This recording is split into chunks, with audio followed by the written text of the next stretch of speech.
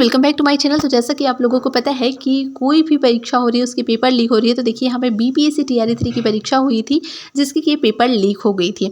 अब इसका जो सरगना है कौन है आप देख सकते हैं, संजीव मुखिया ही शिक्षक भर्ती पेपर लीक का सरगना है। तो आप इस खबर को डिटेल में देखिए कि यहाँ पे जो ईओ की टीम का तो हम धन्यवाद करना चाहते हैं, क्योंकि अगर ये नहीं होती तो फिर जैसे नेट का एग्ज़ाम कैंसिल नहीं हुआ वैसे इसका भी नहीं होता।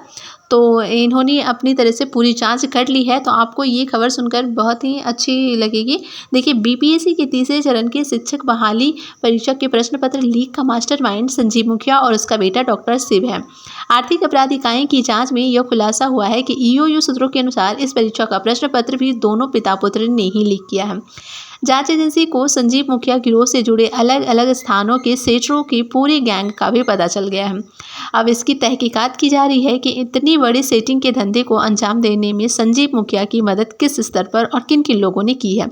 जानकारी के मुताबिक ईओयू जल्द ही पूरे मामले का खुलासा करने वाली है। गौरतलब लोगों को इससे पहले ईओयू ने खुलासा किया था कि इस गिरोह ने सिपाही परीक्षा का भी पेपर लीक किया है। शिक्षक बहाली परीक्षा का प्रश्न पत्र कहाँ छपने वाला है, इसे छपने का ठेका किस प्रेस को मिला है, किस कुरियर कंपनी के पास प्रश्न पत्र को ढोने की जिम्मेदारी सौंपी गई है, जैसे गोपनीय तथ्यों की जानकारी इस गिरोह तक कैसे पहुंची, इसका जवाब जांच एजेंसी को मिल चुकी है।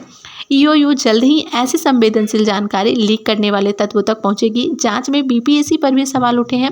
आयोग के स्तर पर भी गड़बड़ी की बात सामने आई है। देखिए अगर आयोग से में मिली भगत नहीं होती तो फिर ये पेपर लीक होता ही नहीं, क्योंकि ये तो सभी लोग जानते हैं कि अगर अंदर के लोग ही मतलब पेपर लीक करते हैं। जैसे आपने नीट का भी देखो, किसी भी एग्जाम का अगर देख रहे हो तो जो मतलब मेन सरगना है वही कर रहे हैं, अंदर वाले ही लोग कर रहे हैं। तो बाहर वालों को तो सिर्फ एक ठेका मिल जा रहा है कि आपको किस प्रकार से करना है, और फंसने के क्रम में बाहर वालों को फंसा दिया जाता है, जबकि मेन जो होता है वो तो अंदर के ही लोग होते हैं। तो देखिए अलग अलग स्थानों से अभ्यर्थियों को जुटाकर ले जाया गया था हजारीबाग प्रश्न पत्र रटवाने को। सिपाही भर्ती परीक्षा का पेपर लीक भी इसी गिरोह ने किया था। नीट पेपर लीक में भी संलिप्तता का शक है। अब यहाँ पे देखिए कोलकाता में 3 महीने तक प्रिंटिंग प्रेस को रेकी।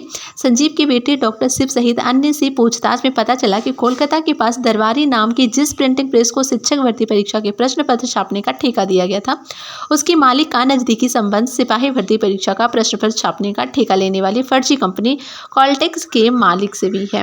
यहाँ पे देख सकते हैं सौरभ बंदोपाध्याय समेत अन्य से हैं संजीव गैंग के लोगों ने इस प्रिंटिंग प्रेस को 3 महीने तक रेकी भी की थी। इन्हें किसी खास स्रोत से जेनिथ नाम की कुरियर कंपनी का पता चला, जिससे इस प्रश्न पत्र को प्रिंटिंग प्रेस से लाकर बिहार के सभी स्थानों पर वितरित करने का ठेका दिया गया था।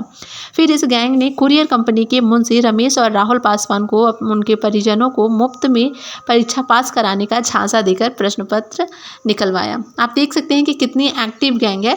मोतिहारी जाने के दौरान लीक किया गया था प्रश्न पत्र। संजीव मुखिया और उसके गैंग के लोगों ने मुजफ्फरपुर के पास कांटी से मोतिहारी जाने के क्रम में एक पेट्रोल पंप से आगे कुरियर कंपनी के लोगों की मिलीभगत से प्रश्न पत्र लीक किया था।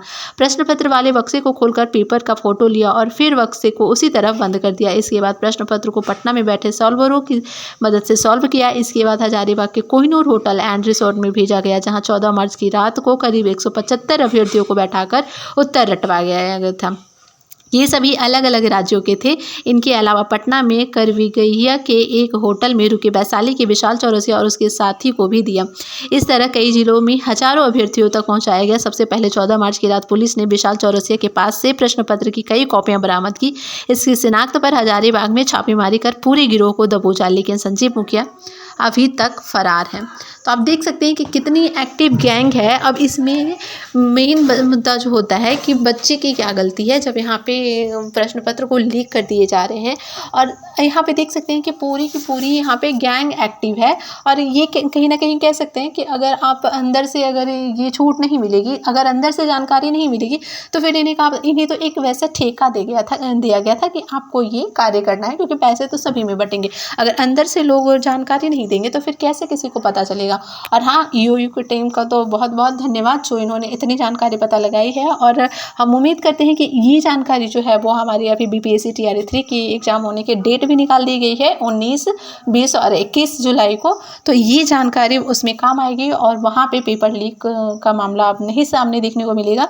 और इन्हें अच्छे से कड़ी सज़ा मिलनी चाहिए, ताकि बच्चों के भविष्य को जो बर्बाद करते हैं उन्हें तो सज़ा मिलनी ही चाहिए। वैसे आपकी क्या राय है नीचे कमेंट कीजिएगा। Thanks for watching.